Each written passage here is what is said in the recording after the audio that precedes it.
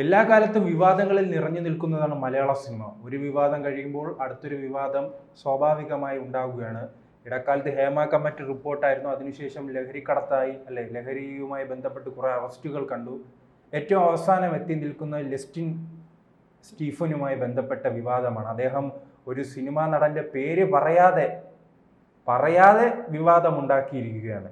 ഇപ്പോൾ സമൂഹ മാധ്യമങ്ങളിൽ ഉൾപ്പെടെയുള്ള ചർച്ച, ആരാണ് ആ നടൻ, എന്താണ് പ്രശ്നം, എന്തു സംഭവിച്ചു.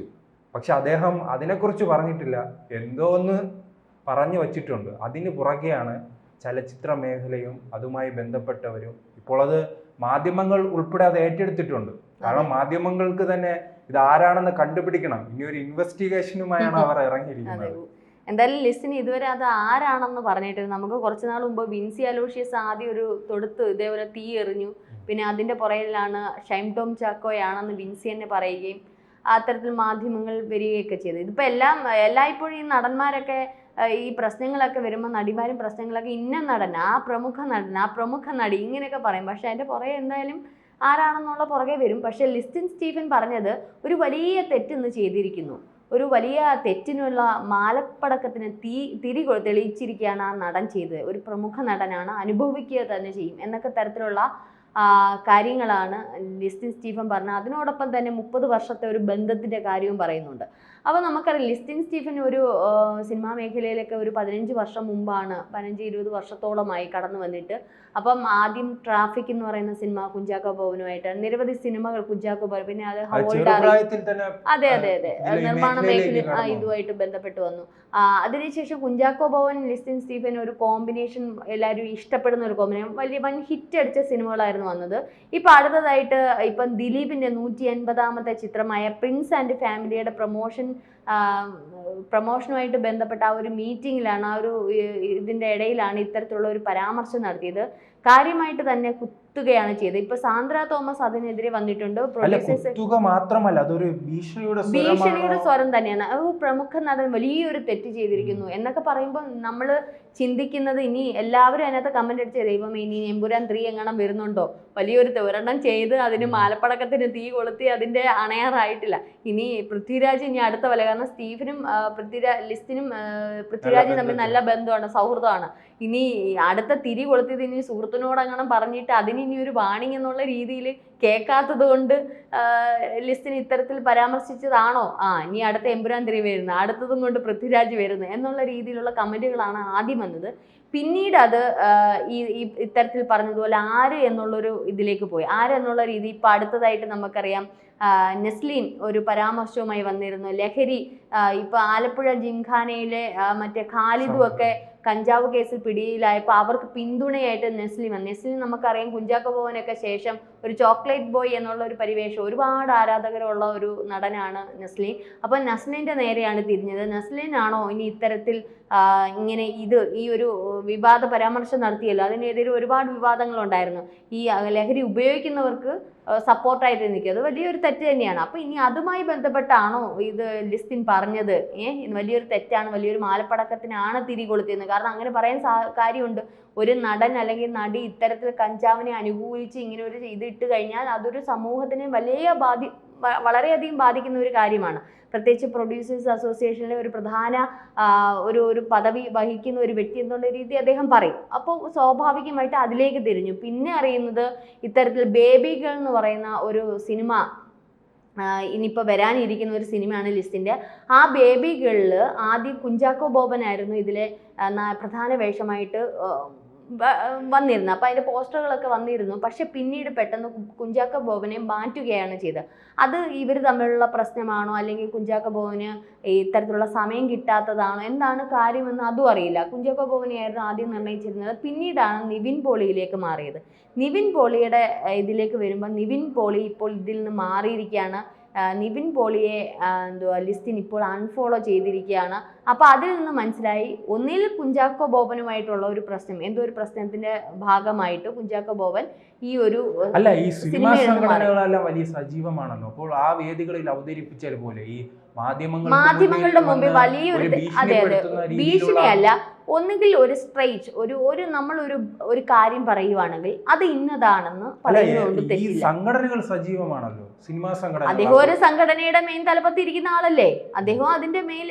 അപ്പൊ ഒരു തെറ്റായ രീതിയിൽ ഇപ്പൊ ആൾക്കാർ എന്തെല്ലാം സംശയങ്ങൾ ആരിലേക്കൊക്കെയാണ് ഉന്നയിച്ചിരിക്കുന്നത്, നെസ്ലിന്റെ നേരെ, കുഞ്ചാക്കോ ബോബന്റെ നേരെ, പൃഥ്വിരാജിന്റെ നേരെ, ഇത്തരത്തിലൊക്കെ കണക്ട് ചെയ്ത് പോകുന്നുണ്ട് ഈ വാർത്തകൾ. അപ്പം ഇത്തരത്തിൽ പോകാതെ ഇപ്പൊ അദ്ദേഹത്തിന് എന്താണോ പറയാനുള്ളത്, സമൂഹത്തോട് എന്താണോ പറയാനുള്ളത് പറയുന്നതുകൊണ്ടൊന്നും ഒരു കുഴപ്പമില്ല. അതിനൊരു സംഘടനയുടെ ആവശ്യമില്ല. സംഘടന ഇല്ലാതെ തന്നെ പേഴ്സണലി നമുക്ക് പറയാം, വ്യക്തിപരമായിട്ട് നമ്മുടെ ആവശ്യങ്ങൾ നമുക്ക് പറയാവുന്നതാണ് ഒരു മീഡിയയുടെ മുമ്പിൽ, അതിനൊന്നും ഒരു കുഴപ്പമില്ല. പക്ഷെ ഇങ്ങനെ പരാമർശിച്ച ഒരു പ്രമുഖ നടൻ ഇത്തരത്തിൽ വലിയൊരു തെറ്റിന്ന്, അപ്പം നമ്മൾ വിചാരിക്കും ഇനി വല്ല ഒന്നാതെ യുദ്ധമൊക്കെ വന്നുകൊണ്ടിരിക്കും, ഇനി വല്ല ബോംബ് വല്ല ഇടുന്നോ, അതോ തീവ്രവാദികളെ സംരക്ഷിക്കുന്നുണ്ടോ, ഇങ്ങനെയൊക്കെ ചിന്തിച്ചുകൂടാന്നില്ല. ഇനി എമ്പുരാൻ 3 ഇറങ്ങുന്നുണ്ടോ, അതുപോലെ തന്നെയാണ് ഏകദേശം എമ്പുരാൻ 3. അപ്പൊ ഇത്തരത്തിൽ ഇനി വല്ലതും ആണോ, വലിയൊരു തെറ്റിലേക്ക് എങ്ങണം, ഇനി വേറെ വല്ല സ്മഗ്ലിങ്ങുമായിട്ട് ബന്ധപ്പെട്ട, ഇങ്ങനെയൊക്കെ ചിന്തിക്കാം. വലിയൊരു തെറ്റെന്നൊക്കെ പറയുമ്പോൾ വലിയൊരു മാലപ്പഴ. ഏത് നടനായാലും എന്തുകൊണ്ട് അല്ലെ ആ തെറ്റ് ചെയ്തു ഇറങ്ങിപ്പോയെന്നാണ് പറയുന്നത് സെറ്റിൽ നിന്ന്. എന്തുകൊണ്ട് അങ്ങനെ സംഭവിച്ചു എന്ന് ഇനി ആ നടൻ തന്നെ വന്ന് തുറന്നു പറയേണ്ടത്. ഇതിപ്പം ഇല്ല പറഞ്ഞോണം ഒന്ന് ആ ഒരു മാനസിക വിഷമത്തിൽ ആ ഒരു സ്റ്റേജിൽ വന്ന് നിന്ന് പറഞ്ഞതായിരിക്കാം ഇങ്ങനെ വലിയൊരു തെറ്റ് ചെയ്തു എന്നുള്ള. ഇപ്പൊ നിവിൻ പോളിയിലേക്കാണ് അവസാനമായിട്ട് പോകുന്നത്. ഒന്നുകിൽ കുഞ്ചാക്കോ ബോബൻ അല്ലെങ്കിൽ നിവിൻ പോളി. കുഞ്ചാക്കോ ബോബനും ബേബി ഗേൾ എന്ന് പറയുന്ന ഈ സിനിമയുടെ ഇതിൽ നിന്നും പിന്മാറുകയാണ് ചെയ്തത്. അതിന് കാരണം എന്താണെന്ന് വ്യക്തമാക്കിയിട്ടില്ല. അത് പറയുന്നത് ഇതുപോലെ കുഞ്ചാക്കോ ബോബന് വേറെ ഷെഡ്യൂളായി അങ്ങനെ പോയി. ഇപ്പൊ നിവിൻ പോളിയിലേക്ക് കണ്ണു പോകുന്നുണ്ട്. കാരണം നിവിൻ പോളി ഇത്തരത്തില് ബേബി ഗേൾ ഓക്കെ, കാരണം നിവിൻ പോളിക്ക് കുറേ നാളുകളായിട്ട് പടങ്ങളൊന്നും ഇല്ലാണ്ടിരിക്കുകയാണ്. അപ്പം വീണ്ടും നിവിൻ പോളിയുടെ ഒരു പുതിയൊരു സിനിമ പ്രോജക്റ്റുമായി നിൽക്കുകയാണ്. അപ്പം ഇതിൽ എഗ്രിമെന്റ് ചെയ്തതിന് ശേഷം ഒരാഴ്ചത്തെ അവധി ആവശ്യപ്പെട്ടിരുന്നു. ഒരാഴ്ചത്തെ അവധി ആവശ്യപ്പെട്ടത് നടക്കില്ല, പെട്ടെന്ന് പ്രോജക്റ്റ് സ്റ്റാർട്ട് ചെയ്യണം എന്നുള്ള രീതി വന്നപ്പോഴത്തേക്കും നിവിൻ പോളി എന്ത് ചെയ്തു, അല്ല എനിക്ക് അവധി വേണം, 10 ദിവസത്തെ അവധി വേണം എന്ന് പറഞ്ഞ നിവിൻ പോളി നേരെ ചെന്നത് മറ്റൊരു പ്രോജക്റ്റിലേക്കാണ്. അത് അവിടെ തുടക്കമിടുകയും ചെയ്തു. അത് അതിൻ്റെ പോസ്റ്ററും കാര്യങ്ങളും ഒക്കെ ഈ പറഞ്ഞോണം സ്റ്റീഫൻ കണ്ടിരുന്നു. അപ്പോൾ അവധി ചോദിച്ചപ്പോൾ സ്റ്റീഫൻ അത് സമ്മതിച്ചില്ല. അതിനെ തുടർന്ന് അവിടെ ഒരു ചെറിയ വാക്ക് തർക്കങ്ങളുണ്ടായി. അവിടെ നിന്ന് സെറ്റിൽ നിന്ന് ഇറങ്ങിപ്പോവുകയാണ് ചെയ്തത് ഈ നിവിൻ പോളി. അതിനുശേഷം മറ്റൊരു സിനിമയിലേക്ക് വാക്ക് കൊടുക്കുകയും അവിടെ പ്രോജക്റ്റ് സ്റ്റാർട്ട് ചെയ്യുകയും ചെയ്യും. അപ്പോൾ അതിൻ്റെ ഒരു ദേഷ്യമായിരിക്കാം, ഒരു വികാരമായിരിക്കാം ഇവിടെ കൊണ്ടുവന്ന് തീർത്തത്. പക്ഷെ അത് ഇത്തരത്തിലങ്ങ് പറയേണ്ടതായിട്ടുള്ള കാര്യമില്ല. എന്താണോ ഉദ്ദേശിക്കുന്നത് കൃത്യമായിട്ട് പറഞ്ഞാൽ മതിയല്ലോ. ഇങ്ങനെ എൻ്റെ ഒരു പ്രോജക്റ്റ് ഇങ്ങനെയാണ്, എൻ്റെ അവസ്ഥ, ഞാൻ ആസ് എ പ്രൊഡ്യൂസർ. അതേ നേരത്തെയും ഇത്തരത്തിൽ ഈ നടന്മാരും നടിമാരും ഒക്കെ നടന്മാർ കൂടുതൽ തുകകൾ വാങ്ങിക്കുന്നു എന്നുള്ള തരത്തിലൊക്കെ പരാമർശങ്ങൾ നടത്തിയിരുന്നു. അപ്പോൾ പ്രൊഡ്യൂസേഴ്സിന് ഇത്ര രൂപയാണ് ഞങ്ങൾക്ക് കിട്ടുന്നത്, ഞങ്ങൾ വലിയ സാമ്പത്തിക ബുദ്ധിമുട്ടിലാണെന്നൊക്കെ അദ്ദേഹം പറഞ്ഞിരുന്നല്ലോ, വാദോരാതെ പറഞ്ഞിരുന്നല്ലോ.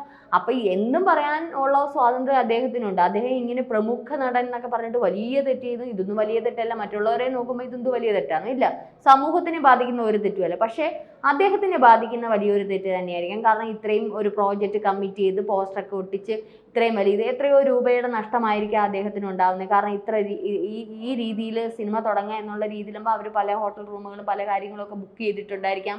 ഇതിന് വേണ്ടുന്ന ആൾക്കാരെയും ടെക്നീഷ്യന്മാരും എല്ലാം അറേഞ്ച് ചെയ്തിട്ടാണ് വലിയ നഷ്ടം ഉണ്ടായിരിക്കാം. അപ്പോൾ 10 ദിവസത്തെ നഷ്ടം തന്നെയാണ്. അപ്പോൾ അദ്ദേഹത്തിൻ്റെ ആ ഒരു വേദനയാണ് അദ്ദേഹം പറയുന്നത്. പക്ഷെ അത് തുറന്നു പറയാം, അല്ലെങ്കിൽ പറയാതിരിക്കാം, മറച്ചു വെക്കാം. ഏതായാലും നിവിൻ പോളി അൺഫോളോ ചെയ്തപ്പോൾ തന്നെ മനസ്സിലായി എല്ലാവരുടെയും കണ്ണ് അതിലേക്കാണ് പോകുന്നത്. ഇതുവരെ ഇതുവരെ തുറന്നു പറഞ്ഞിട്ടില്ല എന്താണ് സംഭവമെന്നോ ഏതാണ് ആ പ്രമുഖ നടനെന്നോ തുറന്നു പറഞ്ഞിട്ടില്ല.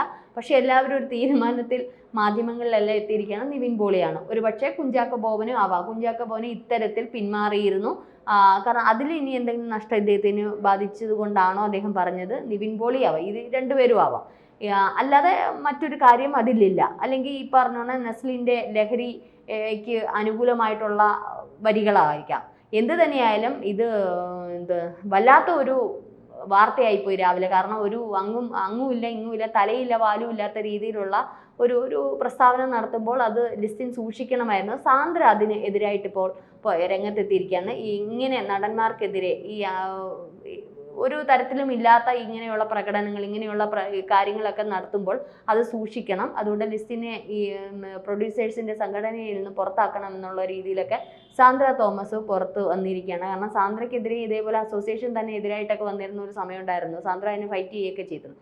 അപ്പോൾ സ്വാഭാവികമായിട്ടും സാന്ദ്ര ഇതിനെതിരായിട്ട് വന്നിട്ടുണ്ട്. എന്തായാലും വരും മണിക്കൂറുകളിലോ വരും ദിവസങ്ങളിലോ ഒക്കെ കൃത്യമായിട്ട് അറിയാം. ഒന്നുകിൽ ആ പ്രമുഖ നടൻ തന്നെ ചിലപ്പോൾ മാധ്യമങ്ങളുടെ മുമ്പിൽ പ്രത്യക്ഷപ്പെട്ടെന്നിരിക്കാം. വിൻസിയെ പറഞ്ഞതിന് ശേഷം ഷൈൻ ടോം പ്രത്യക്ഷപ്പെട്ടതുപോലെ ഇപ്പോൾ ലിസ്റ്റിൻ പറഞ്ഞതിന് ശേഷം ആ നടന് വേണ്ടി നമുക്കും കാത്തിരിക്കാം. കൂടുതൽ വാർത്തകളും വിശേഷങ്ങളും നിങ്ങളിലേക്ക് എത്താൻ ABC മലയാളം സബ്സ്ക്രൈബ് ചെയ്യുക, ബെൽ ബട്ടണും അമർത്തുക.